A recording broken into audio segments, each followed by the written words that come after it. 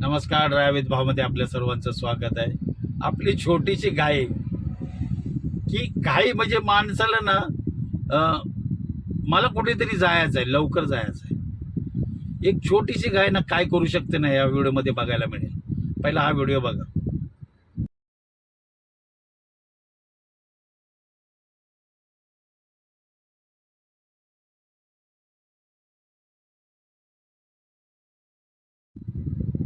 तुम्ही घाई गडबडीत ना काय करू शकता ना त्याचं हे जिवंत उदाहरण आहे.